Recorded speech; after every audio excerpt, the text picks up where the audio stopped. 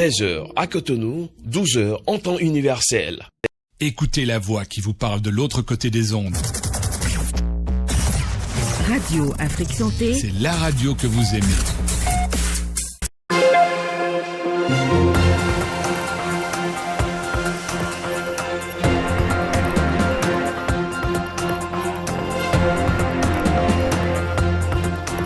Un nouveau numéro de l'information sur Radio Afrique Santé. Bonjour à tous et bienvenue à ce 13h. Cotonou a accueilli ce mardi 12 novembre le Forum national sur la nutrition organisé par l'Agence nationale sur l'alimentation et la nutrition. Retour sur les temps forts de cet événement dans ce journal. Que savoir du cancer colorectal? Restez sur Radio Afrique Santé pour plus de précisions. Dans la page Société, on parlera en outre du regard de la société sur les mères célibataires. Et pour finir, la page sportive mettra un terme à ce bulletin d'information mis en onde à Arissou Adamo. Voilà, il est 13h01. Mesdames et messieurs, bonjour et bienvenue à tous. La salle bleue du Palais des Congrès de Cotonou a abrité mardi la cérémonie de lancement du projet de supplémentation nutritionnelle des 1000 premiers jours. Son objectif est d'améliorer l'état nutritionnel des enfants âgés de 0 à 2 ans. C'était dans le cadre de l'organisation du Forum national sur la nutrition. Au nom des personnalités venues à cette cérémonie, il y avait des ministres, des préfets de département, les maires, les ambassadeurs, les partenaires techniques et financiers du secteur de la nutrition ou non. Le point avec Ginette Fleur-Adondé.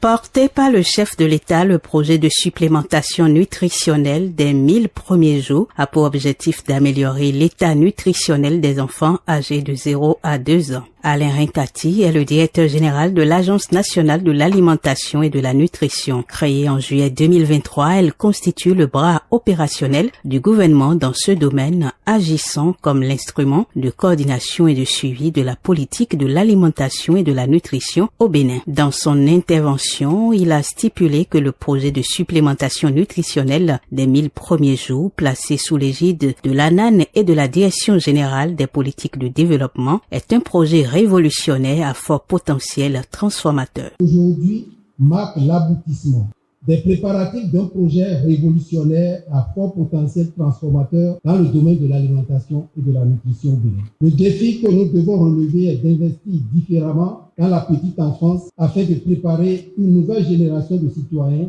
dotés de capacités mentales et physiques adéquates et ainsi capables de contribuer de manière significative au développement économique et social de notre pays. Le coût global du projet est de 155 milliards de francs CFA, soit environ 250 millions de dollars. Il sera financé par les ressources propres du pays et les contributions des partenaires techniques et financiers. Selon Ousmane Niang, chef de file des PTF de la nutrition au Bénin, l'engagement reste entier. Investir dans la nutrition n'est pas une dépense et encore moins une charge sociale. C'est un investissement pour un avenir meilleur. C'est pour ça, nous partenaires, nous louons le leadership du gouvernement dans la coordination des actions entre les partenaires en renforçant notamment les cadres institutionnels et en rassemblant les secteurs publics et privés autour de stratégies nutritionnelles communes pour rendre plus efficaces les initiatives de lutte contre la malnutrition au Bénin. Travailler ensemble dans le cadre d'un réseau de partenariats élargi et de manière innovante est indispensable afin de maximiser l'impact et créer ainsi un continuum avec le programme de cantine scolaire qui a déjà fait ses preuves. Les partenaires techniques et financiers s'engagent à soutenir le Bénin dans son effort de faire de la nutrition, en particulier celle des mères et des enfants, une priorité transversale qui améliore les conditions de vie de la population en ligne avec sa vision de développement à l'horizon 2030 et les objectifs de développement durable. Audit du ministre d'État chargé du développement et de la coordination de l'action gouvernementale, Abdoulaye Biotchane, représentant le président de la République, Patrice Talon, la nutrition est un sujet de grands enjeux pour la nation. En juillet 2024, le gouvernement du président Patrice Talon a clairement exprimé sa vision dans le domaine de l'alimentation et de la nutrition en adoptant la politique nationale d'alimentation et de nutrition. Quelle est notre ambition? C'est de bâtir un Bénin où chaque enfant peut grandir s'épanouir et même rêver grand sans craindre les entraves de la malnutrition et des carences nutritionnelles. La mesure phare de cette politique est le projet de supplémentation nutritionnelle des 1000 premiers jours qui s'étendra donc de 2024 cette année à 2028. Ce projet a été imaginé et impulsé par le chef de l'État lui-même. Il vise à améliorer l'état nutritionnel des enfants donc de 0 à 2 ans. Car, soyons honnêtes, mesdames et messieurs, un enfant affamé est souvent un adulte sans ambition. Ce projet, que l'on peut appeler notre pari nutritionnel, est ambitieux avec un coût global de 155 milliards, soit environ 250 millions de dollars. Dans quelques semaines, nous organiserons une table ronde de mobilisation des ressources. Le gouvernement prévoit la fourniture gratuite de suppléments nutritionnels aux femmes enceintes, aux mères allaitantes et aux enfants de 6 mois à 2 ans, ainsi que la gratuité des consultations prénatales dans les centres de santé publics. Les démarches sont également en cours pour assurer un approvisionnement régulier, avec à terme l'implantation d'une usine de production locale, exploitant notre production agricole. Il est donc crucial d'investir dans la petite enfance car les gains de productivité à l'âge adulte sont immenses. Et puisqu'on parle de nutrition, sachez que le programme d'accompagnement à la mise sur le marché des produits à forte valeur nutritionnelle, dénommé Market Me, vient d'annoncer ses couleurs sur le marché béninois. Il entend mettre un terme à la malnutrition en mobilisant le potentiel des petites et moyennes entreprises ici chez nous dans le secteur agroalimentaire. Suivons plutôt. Ce projet, donc, fait partie du programme que nous appelons dans notre jargon NIS, Nutrition Impact at Scale, financé par le ministère des Affaires étrangères des Pays-Bas et mise en œuvre par notre organisation Global Alliance for Improved Nutrition dans plusieurs pays, à savoir le Nigeria, l'Ouganda, l'Éthiopie, Mozambique, le Kenya et bien sûr ici chez nous au Bénin. Avec le soutien de GAIN, les petites et moyennes entreprises jouent un rôle essentiel dans la transformation de nos systèmes alimentaires. Le rôle et la responsabilité d'offrir des aliments sains, nutritifs, à des coûts abordables à toute la population, surtout les plus vulnérables. À l'échelle mondiale, plus de 3 milliards de personnes ne peuvent toujours pas se permettre une alimentation saine, nutritive et équilibrée. Un chiffre très inquiétant qui montre l'ampleur donc de notre défi commun. En Afrique, sur notre continent, jusqu'à 70% des aliments nutritifs, comme les fruits, les légumes, les produits laitiers, sont produits, transformés ou vendus par ces entreprises. Ces entreprises assurent donc l'accessibilité, l'abordabilité des aliments dans les zones rurales comme urbaines, jouant un rôle essentiel dans la sécurité alimentaire et nutritionnelle. Le projet Market Me et le programme NIS poursuivent des objectifs très ambitieux pour renforcer cet impact. Market Me est à sa phase pilote. Il prévoit impacter une 50aine d'entreprises sur plusieurs actes. Il s'agira de travailler sur les valeurs nutritionnelles et marchandes des produits, ensuite mettre l'accent sur l'hygiène et la qualité, et mieux sur l'obtention de l'autorisation de mise sur le marché en conformité avec les tests en République du Bénin. La vision de GAIN consiste à travailler à transformer les systèmes alimentaires afin de fournir des aliments nutritifs à tous, surtout aux plus vulnérables. L'entrepreneuriat, c'est de créer, c'est de faire de la valeur ajoutée, c'est de créer de nouvelles richesses, c'est de transformer en ressources valeureuses. Malheureusement, les entrepreneurs sont confrontés à bien des problèmes. Et lorsqu'on prend le domaine agroalimentaire, ces problèmes ont un nom criard auquel il fallait donner vite une réponse. D'où la naissance du groupe Réponse. Évaluation de la qualité, amélioration de la qualité, refonte, reprototypage du produit, analyse nutritionnelle, formation en technologie alimentaire, formation et accompagnement à la rentabilité des produits. Market Me, c'est le tout nouveau bébé de Réponse. Outre la nutrition, parlons d'un autre volet à présent. Depuis plusieurs semaines, l'arrondissement de Yemason dans le département de l'Atakora fait face à une recrudescence d'actes de vandalisme et de banditisme. Des individus mal intentionnés s'attaquent aux usagers sur l'axe routier Peronko-Kero, particulièrement la nuit, les dépouillant de leurs biens. Pour mettre un terme à ces agissements, le commissariat local a renforcé la surveillance.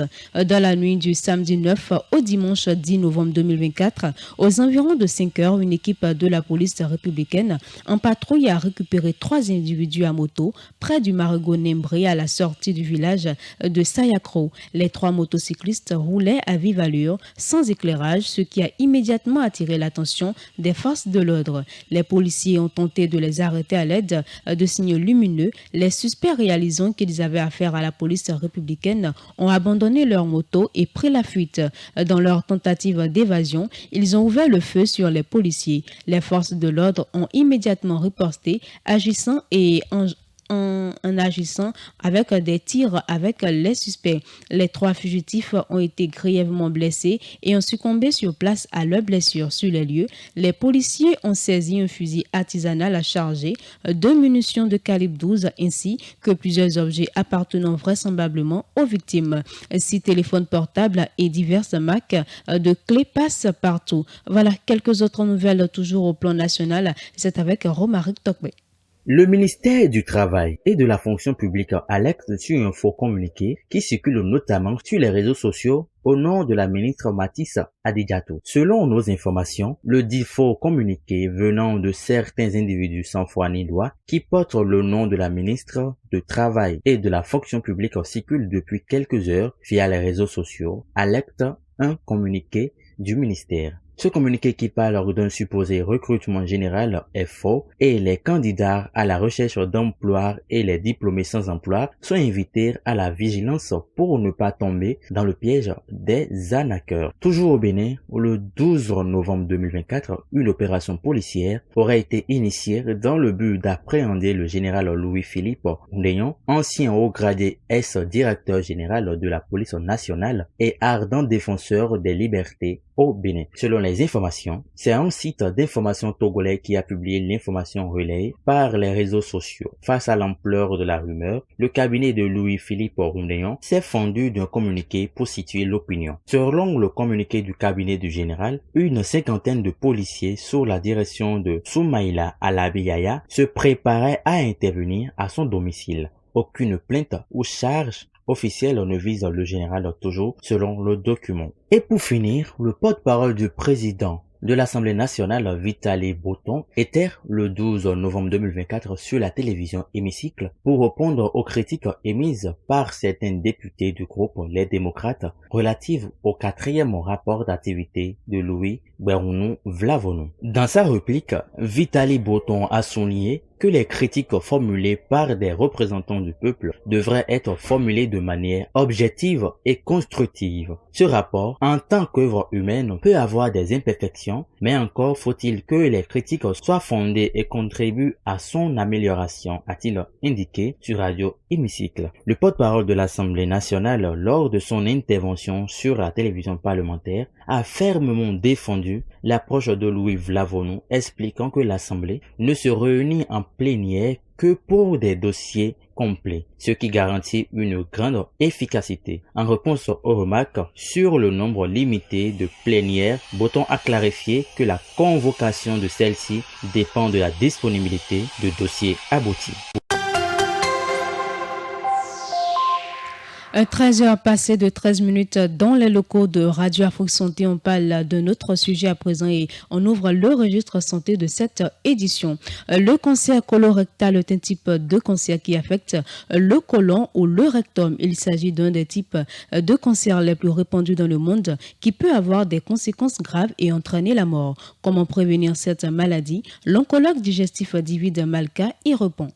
Donc le cancer colorectal, il faut y penser dès 50 ans parce que c'est un des cancers les plus fréquents. Si vous êtes une femme, vous pensez déjà au cancer du sein. Si vous êtes un homme, vous avez entendu parler du cancer de la prostate. Si vous êtes fumeur, vous pensez bien évidemment au cancer du poumon. Et si vous êtes un homme, une femme, un fumeur ou même un non-fumeur, vous devez penser au cancer colorectal. Bonne nouvelle côté prévention, on peut désormais adopter des habitudes alimentaires qui vont faire du bien à votre silhouette, à votre cœur, à votre cerveau, en réduisant le risque d'Alzheimer, réduire le risque de cancer, dont le cancer colorectal. En un mot, manger crétois plutôt que crétin. Vous allez diviser par 2 votre consommation de viande rouge et de sucre. Vous allez doubler votre consommation de fruits et de légumes. Vous allez ajouter des noix dans votre alimentation. Vous allez manger bio.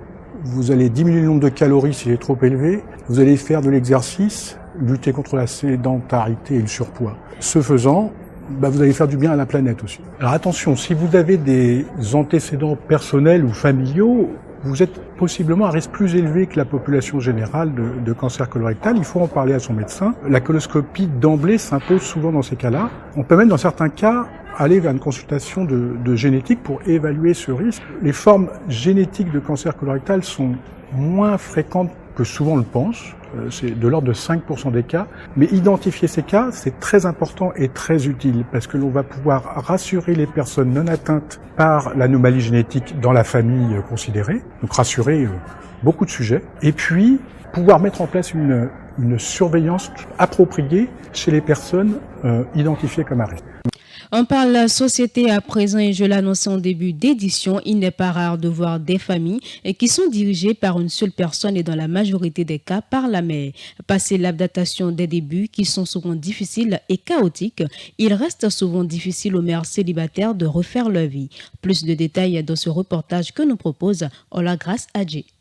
Une mère célibataire, une femme qui n'est pas mariée ou qui n'est pas engagée dans une relation avec le père de son ou ses enfants n'est certainement pas très bien vue par la société. Armel Betegbo, socio-anthropologue de développement, nous explique pourquoi. Célibataire, c'est un mot qui est employé par tout le monde, mais qui n'est pas perçu de la même manière par tout le monde. Il faut d'abord dire qu'il y a 2 types de célibataires. Il y a célibataire sans enfant, il y a célibataire également avec enfant. Si vous êtes célibataire avec l'enfant, vous avez tout regard tourné vers vous parce que vous portez déjà un enfant. Et donc, la société déjà, pour elle, pense que celle-ci n'a pas en réalité su gérer, pas su donner le meilleur qu'il faut pour elle-même afin de pouvoir maintenir sa qualité imperturbable et sa qualité sans tache.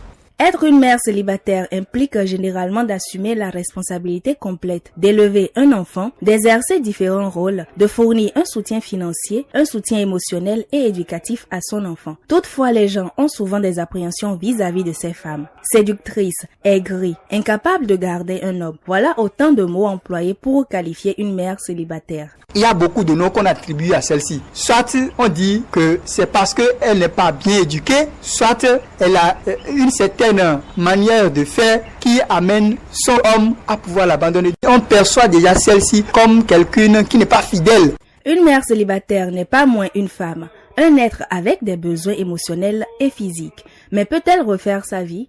Les hommes accepteraient-ils d'épouser une mère célibataire?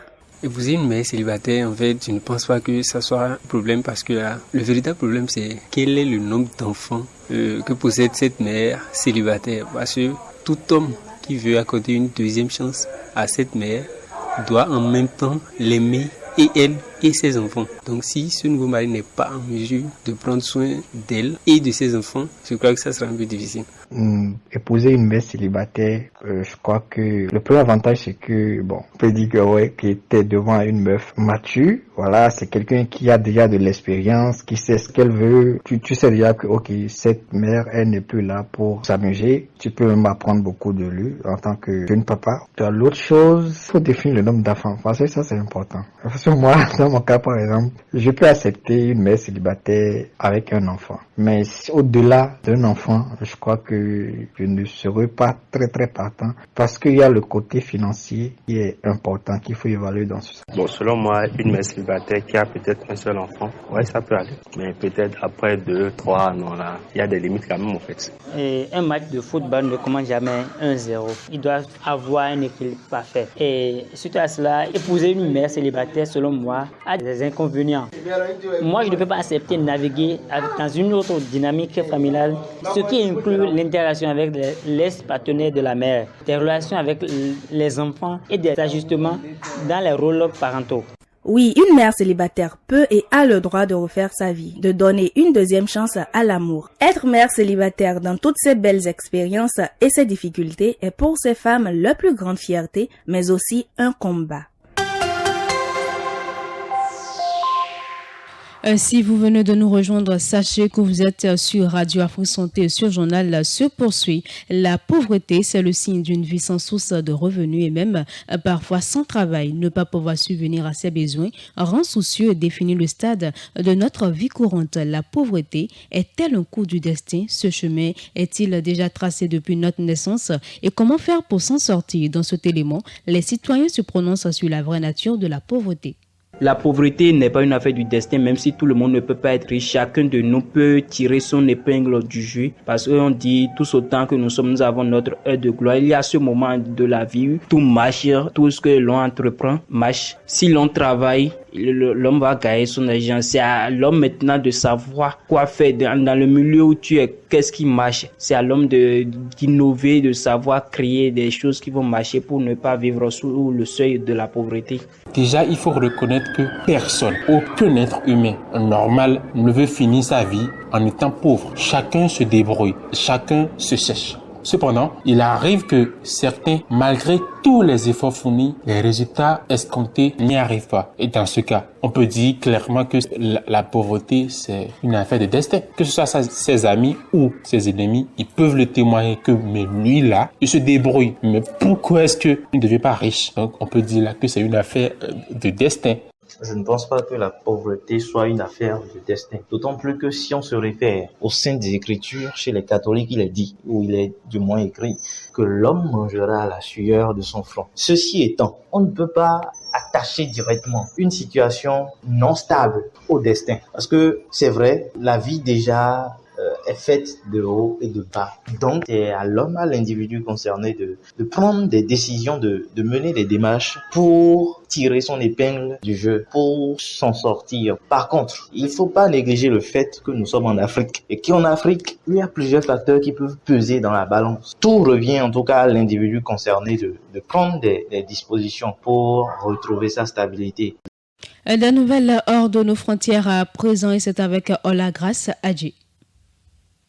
En Libye, ce mardi 12 novembre, les habitants de Zintan ont décidé de bloquer les vannes de distribution de pétrole en réponse à l'enlèvement survenu mercredi dernier de Mustafa Al-Waishi, un général de brigade et directeur du département de la sécurité centrale au sein des services de renseignement. Cet enlèvement, qui n'a pas encore été revendiqué, a conduit les notables de Zintan à pointer du doigt le gouvernement de Dbeiba ainsi que le conseil présidentiel comme responsable. La pratique des enlèvements, souvent ciblant des fonctionnaires, des juges, des parlementaires et d'autres figures clés, est courante en Libye. Ce phénomène est perçu comme une méthode d'intimidation visant à entraver les enquêtes sur la corruption, notamment celles qui impliquent des miliciens ou des personnalités influentes liées à ces groupes armés. Ce mercredi 13 novembre, les autorités talibanes ont exécuté de 3 balles un homme condamné pour meurtre dans un stade de l'Est de l'Afghanistan. Il s'agit de la 6e exécution publique depuis leur retour au pouvoir en 2021, selon un décompte de l'agence France Presse. L'homme a été fusillé dans la matinée dans le stade de Gardès, la capitale de la province de Paktia, remplie de milliers de personnes venues assister à cette exécution, le gouvernorat ayant appelé la veille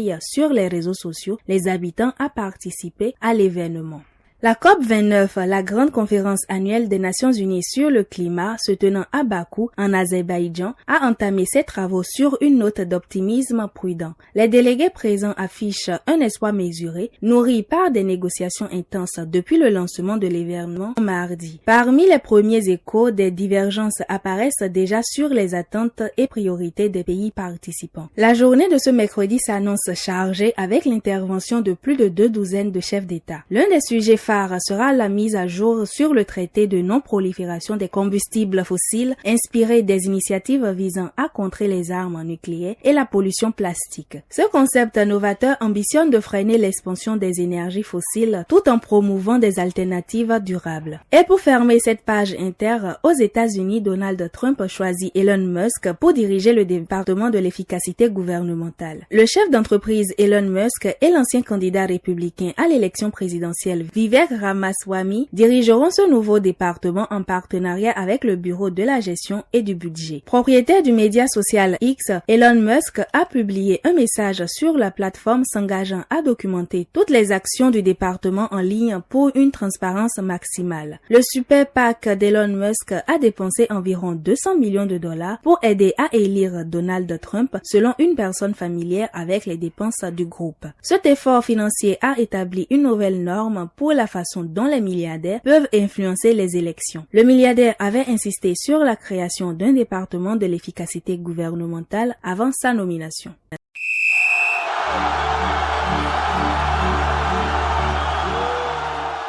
Vous l'aurez compris, nous parlons sport à présent sur Radio Afrique Santé. Les Guépards du Bénin sont en rassemblement à Abidjan, Côte d'Ivoire, dans le cadre des éliminatoires de la CAN 2025. Les Béninois affronteront le Nigeria le 14 novembre au stade Le Félicia à l'occasion de la 5e journée des phases qualificatives. Sous la houlette du sélectionneur Gernot Rohr, les Fauves ont effectué ce lundi leur première séance d'entraînement dans le cadre de ce choc décisif. Un premier échange entre le technicien franco-allemand et ses hommes. Avec un groupe presque complet, le technicien franco-béninois a dirigé en personne la séance qui s'est tenue dans une bonne ambiance. Les Guépards ont effectué plusieurs exercices allant de l'échauffement aux ateliers de circulation, à la conversation jusqu'à la conservation de balles et bien d'autres. Des exercices dont une partie a été ouverte au public. Pour rappel, le match Bénin-Nigeria est prévu jeudi à partir de 20h GMT plus 1. Deuxième du groupe G derrière les Super Eagles du Nigeria, les Guépards doivent arracher la victoire pour se rapprocher de la qualification pour la phase finale de la Coupe d'Afrique des Nations. Un match nul suffira par contre aux Nigériens pour faire le voyage au Maroc, hôte de cette compétition continentale. Et puis, toujours en sport, le premier match de la journée opposera le Cameroun à la Namibie. Un match sans grand enjeu puisque les Lions indomptables sont déjà qualifiés pour la prochaine messe du football africain, tandis que les Namibiens avec 0 point au compteur sont éliminés.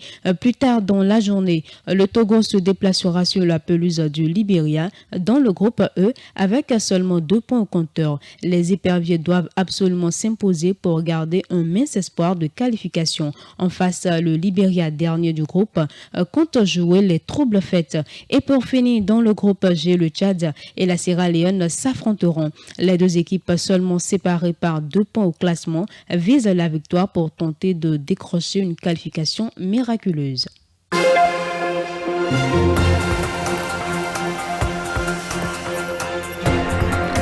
Et c'est la fin de cette messe informative que toute l'équipe de la rédaction de Radio Afrique Santé vous remercie d'avoir suivi. Mise en onde Arissou Adamou. La réalisation a été assurée par Grâce Ola Adjé. Au micro, je suis Mathilde Aïmon. Bonne suite de journée à tous.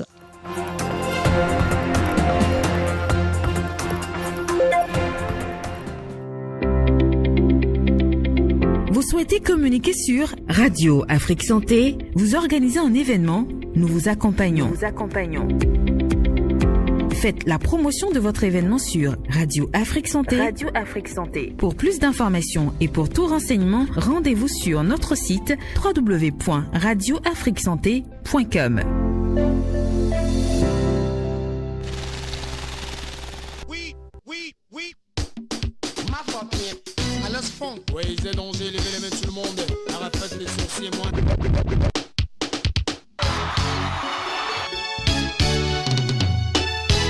Patron Venança, Claude Atlantis.